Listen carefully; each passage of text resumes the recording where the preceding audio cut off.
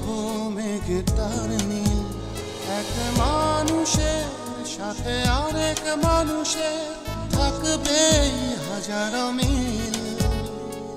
হিংসা, লোভ, ঘৃণা এছাড়া দেখি না কারো মনে শুধুই মায়া। জীবন সে তো ধূপ ছায়া, ধূপ ছায়া।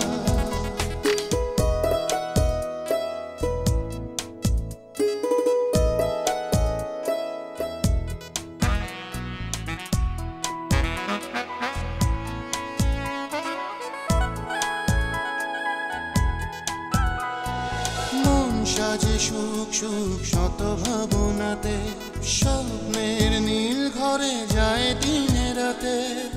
গল্পের বৃত্তে আনা গোনা, দুঃখ সুখেই বোনা।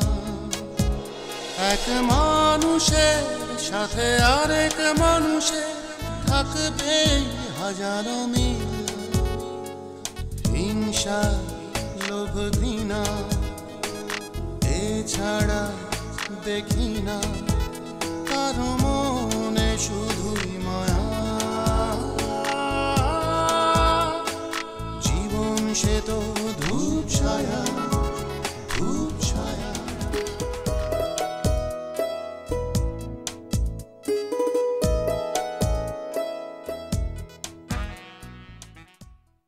সব সমাধান হয়ে গেলে নিশ্চয়ই আমি তোমাদের এই জায়গায় রাখবো না।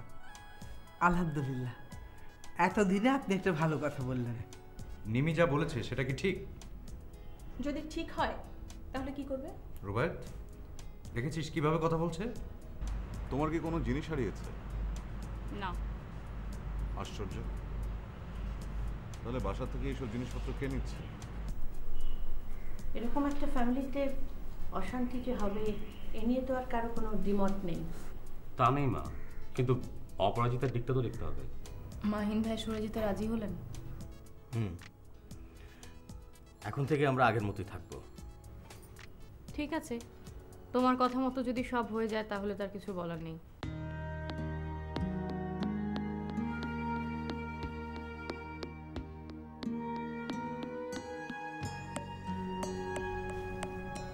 দেখ, আমি সবকিছু গুছিয়ে এনেছি। এত অস্থির হলে কি চলে? তুই ফারজানকে ডাক, আমি ওর সঙ্গে কথা বলছি। ফারজান ওদের বাসায় চলে গেছে। কি বলে গেছে আগে তোমাদের সমস্যা মিটুক, তারপর আমি ফিরবো। এখন কি করব? ঠিক আছে, আমি দেখছি।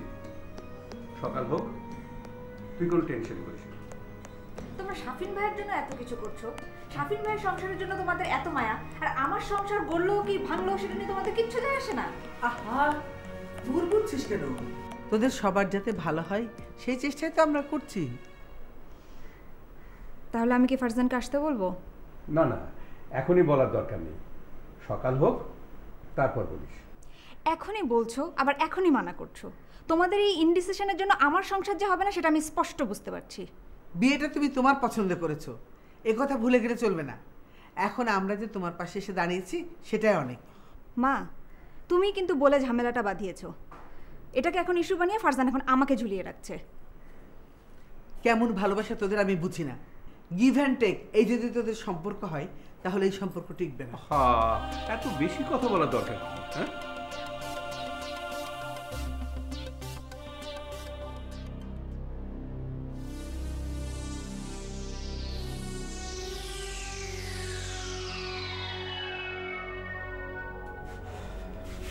যাক, একটা ঝামেলা মিটে গেল।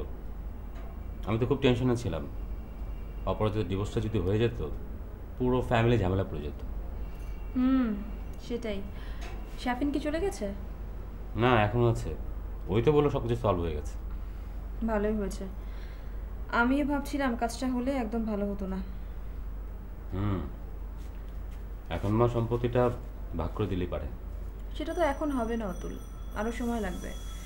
কারণ তোমার নানার বাড়ির সম্পত্তি এখনো ভাগ হয়নি, তোমার মামারা খালারা কেউ তো এখনো তাদের কোনো সিদ্ধান্তও দেয়নি। তারা তো কোনো কিছু গায়েই লাগায় না, সব তো দেশের বাইরে।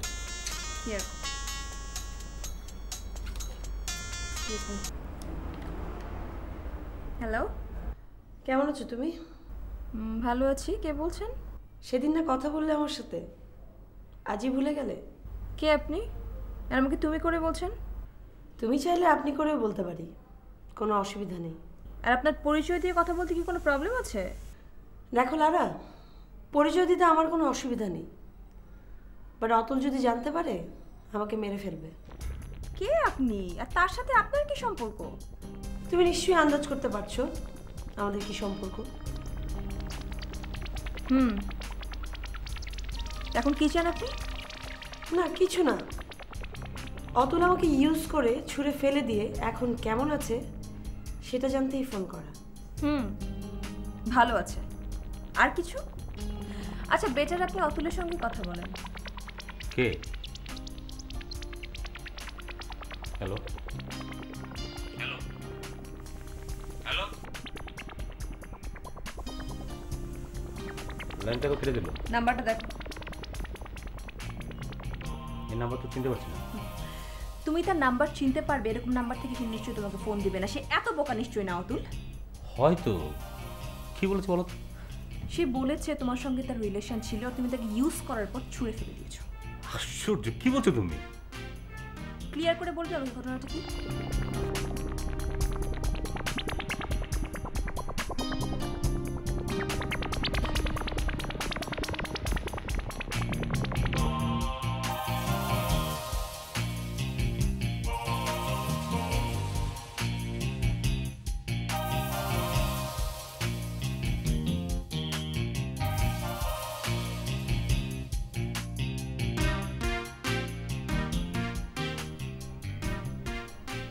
তুমি আজ আমাকে একটা প্রমিস করবে?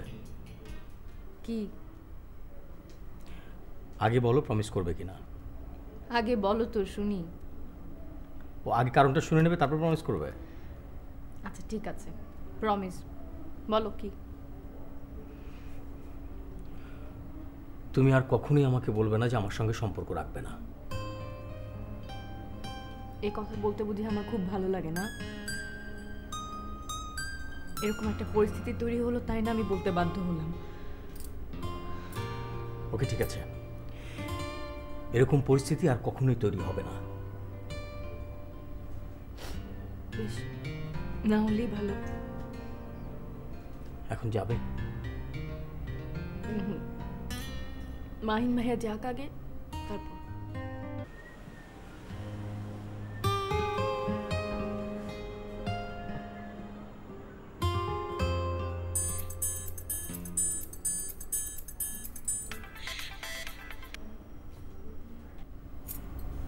Hello Apu. Hello hello hello hello Apu. কি কি কি? আচ্ছা তুমি যে রেগে মেগে তোমার বাড়িতে ডুব মেরে আছো, কি ব্যাপার? এদিকে তো আমার অবস্থা খুবই খারাপ। কেন, তোমার আবার কি হলো? শোনো, মাহিন ভাইয়া চলে গেলে আমার জন্য কিন্তু মেয়ে দেখা শুরু হবে, আর এই মেয়ে দেখা শুরু হলে কিন্তু তোমাকে থাকতেই হবে, আমি বলে দিলাম। এমন বেহায়া ছেলে আমি দেখিনি যে নিজের বিয়ের জন্য উন্মুখ হয়ে থাকে। দেখো অপু, আমি সরাসরি কথা বলতে পছন্দ করি, তাই কথাটা বললাম। আচ্ছা বলো, কেন ফোন দিলে? এমনি, কোনো কারণ নেই। তুমি আসছো কবে বলো? চলে আসবো যে কোনো দিন। অপু, পারলে তুমি একটা উদ্যোগ নিয়ে আমার বিয়েটা একটু দাও। একা একা ভালো লাগছে না, খুবই বোর হয়ে যাচ্ছে। তোমার ফ্রেন্ড সব কোথায়? ফ্রেন্ডদের কথা বলো না, সব তো দেশের বাইরে। দেশে ছিল একমাত্র বিলু, সে তো বিয়ে করে এখন 4 বাচ্চার বাপ। এখন আমাকে সময় দেওয়ার মতো সময় তার কি আছে? সে তো 4 বাচ্চা নিয়ে একা একা করে যাচ্ছে। আচ্ছা তুমি চলে এসো আমাদের বাসায়, আড্ডা দেওয়া যাবে। ভাইয়া কি তোমার ওখানে? তা নয় তো কি, অন্য কোথায় যাবে? ওর কি অন্য গার্লফ্রেন্ড আছে? আছে আছে, ঠিকই আছে, টের পাচ্ছ না। যাও, বাদলাম করো না। তুই এত মাথা গরম করছিস কেন? মানে কি এমন হয়ে গেল যে তোর এরকম করতে হবে? ভাই, কেউ যদি আমাকে ভুল বুঝে তাহলে আমার খুব মেজাজ গরম হয় এবং ওই কাজটা করতে আমার খুব ইচ্ছা করে। অদ্ভুত অদ্ভুত সাইকোলজি। আমি রাহাত ভাইয়ের সাথে রিলেশন করব, দেখে নিমি কি করে। এই এই বেয়াদব, এত বড় সাহস! বড় ভাইদের সামনে তোর এসব কথা বলতে লজ্জা করে না? স্টুপিড!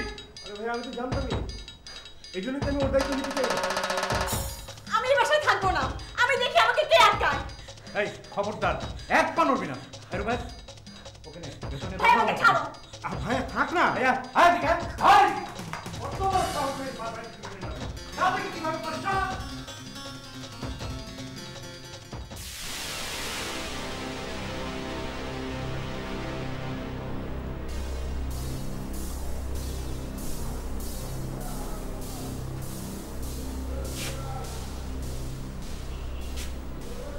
দেখো, তুমি বুদ্ধিমান ছেলে, আশা করি রাগের মাথায় কোনো ভুল সিদ্ধান্ত নেবে না। তোমাকে আমি যে বলেছিলাম এখনো ঠিক আছে, তুমি এখনই অফিসে বসতে পারো। বাবা, তুমি ওকে কোন পোস্টটা দিচ্ছ? আপাতত তুমি ইঞ্জিনিয়ারিং ডিপার্টমেন্টে চিফ হিসেবেই কাজ করো, তারপর পছন্দ না হলে চেঞ্জ করে নেবে। বাবা, পুরো বিষয়টা না আমার জন্য অনেক বেশি এম্বারেসিং।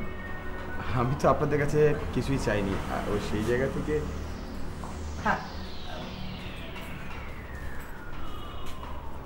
তোমাকে আর বলতে হবে না বাবা, আমরা নিজেরাই খুব লজ্জিত। সবই তো আগের মতোই থাকছে। মাহিন চলে যাচ্ছে, তারপরই হামিমের বিয়ে দেবো। সম্ভবত আমি যতটুকু শুনেছিলাম শাফিন ভাই আমাকে অফিসে পছন্দ করছিলেন না। আমার কথা হয়েছে শাফিনের সাথে। ওই তো বললো তোমার কথা। আপনারা কেউই আসলে বিষয়টা গ্ল্যাডলি নিচ্ছেন না। নুমাইরার সংসার ভেঙে যেতে পারে এই ভয়ে শুধু আপনারা আমাকে অফিসে অ্যাকোমোডেট করছেন, আর সেখানেই আমার আপত্তি। ফারজান, তুমি আবার এসব কি বলছো? এটা তো মা চেয়েছেন, তুমি চাওনি, তাহলে এভাবে বলছো কেন? অনেক বেশি জল ঘোলা হলো তো তাই। আব্বুর সঙ্গে আমার কথা হয়েছে, আব্বু চান আমি ওনার বিজনেসে ইনভলভ হই, আমি ওনার ওখানেই যাব। সেটা তোমার ব্যাপার, যেখানে ভালো মনে হয় সেখানেই থাকো। জি বাবা, আমিও তাই চাই, যেখানে ভালো মনে হয় সেখানে। তাহলে তোমার বাবার সঙ্গে কথা বলে অনুষ্ঠানের দিনক্ষণটা ঠিক করে ফেলি। দেখুন ওনার সঙ্গে কথা বলে। ঠিক আছে, আসছি আমি। ম্যাডাম, তোমার সঙ্গে আমার একটু কথা ছিল, আসবে?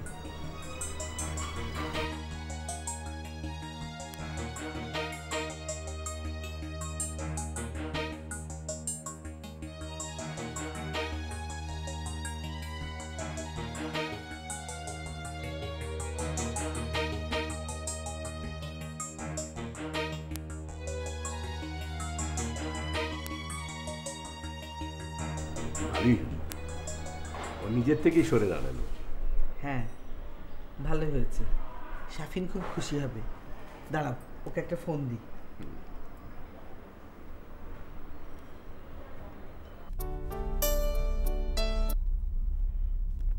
হ্যালো মা।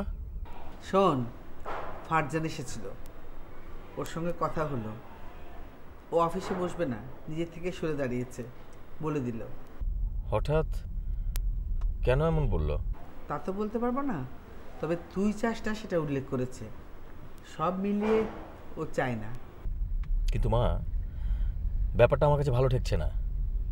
ফারজান কিন্তু খুব সহজ সরল ছেলে না, আমি খুব ভালো করে ওকে বুঝি। ও মনে মনে কি ঠিক করে রেখেছে আল্লাহ জানে।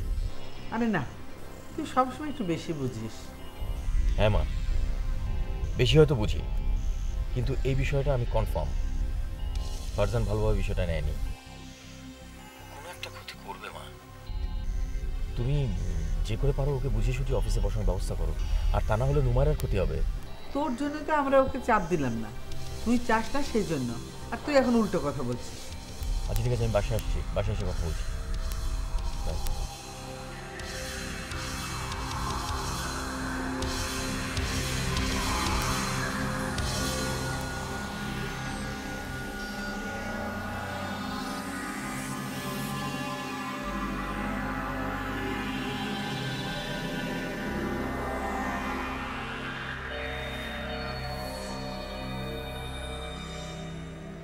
রিমি বলেছে ওর সাথে নাকি তোমার প্রায় যোগাযোগ হয়, ফোনে কথা হয়, তোমরা নাকি বেড়াতে যাও।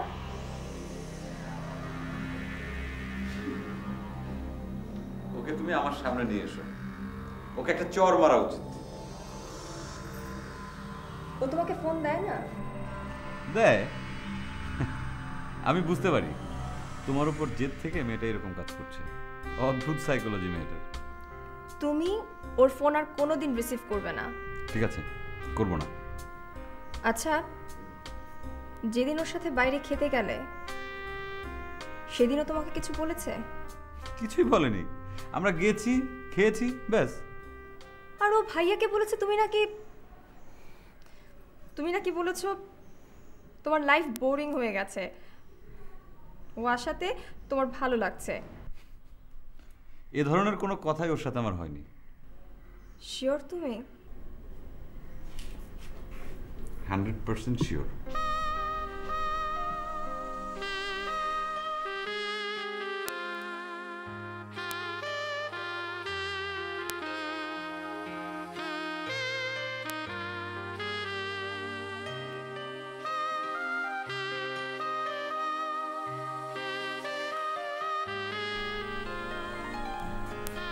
কি আমার কথা বিশ্বাস হচ্ছে না?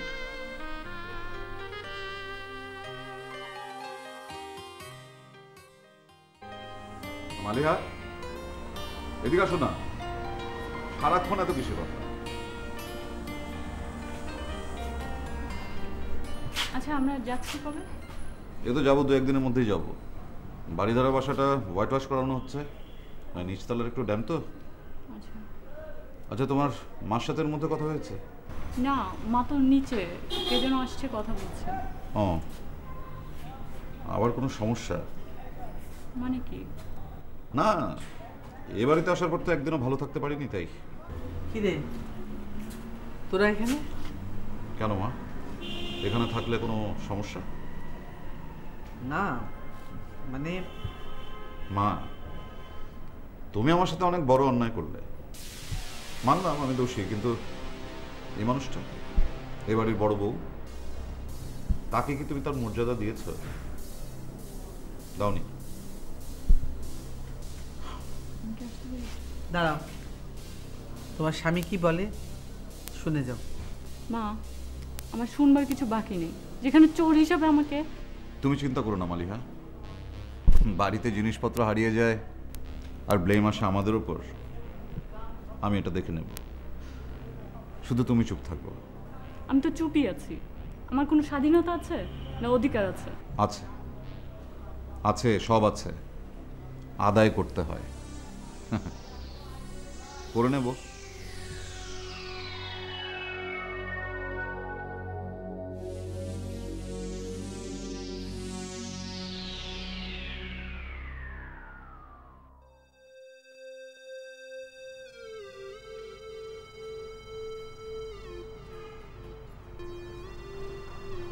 আমরা অনেক সুন্দর সময় কাটিয়েছি ম্যাডাম, তাই না? তোমার মনে আছে আমরা যে ওই নদীটার তীরে যেতাম সানসেট দেখতে? কখনো সানরাইজ দেখতে যাইনি। বিষয়টা আমার কাছে খুব খটকা লাগতো। সবাই সানরাইজ দেখতে ভিড় করে আর আমরা সানসেট। কিন্তু এটার সাথে সম্ভবত আমাদের জীবনে কোনো মিল আছে। তুমি, আমি, আমরা দুজনই সম্ভবত অন্ধকার খুব ভালোবাসি। বেশি আলো আমাদের পছন্দ হয় না, আর তারই সম্ভবত কোনো ভিতরকার প্রভাব আমাদের লাইফে ফেলছে। আর তার কারণেই ক্রমাগত আমরা আলো থেকে সরে যাচ্ছি অন্ধকারে। তুমি হয়তো বলতে পারো অন্ধকারের ভিতর আলো আছে, কিন্তু সেই আলো দেখবার মতো চোখ আমাদের নেই। আমরা ক্ষুদ্র স্বার্থই ত্যাগ করতে পারি না। সরি, অনেক লেকচার দিয়ে ফেললাম। তোমার কিছু বলার থাকলে বলো। আমার কিছু বলার নেই, তোমার যা ইচ্ছা বলতে পারো। সত্যি কথা বলি, তোমার ফ্যামিলিটা না আমার একদমই ভালো লাগেনি। তারা কেউ ফ্যান না। এক মাহিন ভাইয়ের জন্য আমাদের সবসময় মাথা নিচু করে থাকতে হয়। কি করব বলো? হ্যাঁ, এটা একটা বড় সমস্যা, কিন্তু উনি চলে যাচ্ছে, এটা কোনো সমাধান না। তোমাদের ফ্যামিলিতে এরকম একজন মানুষ আছে, দ্যাটস ইট। দেখো, কিছুদিন পরে হামিমের বিয়ে দিতে গিয়ে কী ঝামেলায় পড়ো। সেটা আমার ভাববার বিষয় না। আমি ভীষণ স্বার্থপর, আমি শুধু আমারটা বুঝি। এখানেই তো ভুলটা করলে, আর সেজন্যই তো সমস্যাটা হচ্ছে। একা কখনোই ভালো থাকা যায় না। তোমার সব কথা আমি শুনলাম, অফিসে না বসার ডিসিশনটাও আমি মেনে নিলাম। তুমি অনেক ভালো ভালো ডিসিশন নিয়েছো, কিন্তু হ্যাঁ, কিন্তু এসবের জন্য আমাকে অনেক চড়া মূল্য দিতে হয়েছে। কীরকম? আমার আব্বু আম্মু তোমাকে পছন্দ করেন না নানা কারণে, আর সহসায় কোনো কারণ ঘটছে না যার কারণে তারা তোমাকে পছন্দ করতে শুরু করবে। তার মানে কি আমি তোমাকে অপেক্ষা করতে হবে? তুমি আমাকে ভালোবাসো না ফারজান? ভালোবাসতাম। তোমার ফ্যামিলির কারণে, সামগ্রিক কারণেই আমি তোমার প্রতি আমার ভালোবাসা কমতে শুরু করেছে। বিশ্বাস করো, আগে তোমার জন্য আমার অনেক কষ্ট হতো। এইখানটায় তোমাকে না দেখলে কষ্ট লাগতো, তোমার সাথে কথা না বললে দিনটাকে রাত মনে হতো। অথচ সেই তোমাকে আমি এখন ফিল করি না। তুমি আমাকে যা কিছু ভাবতে পারো, তুমি সত্যটাই বললাম।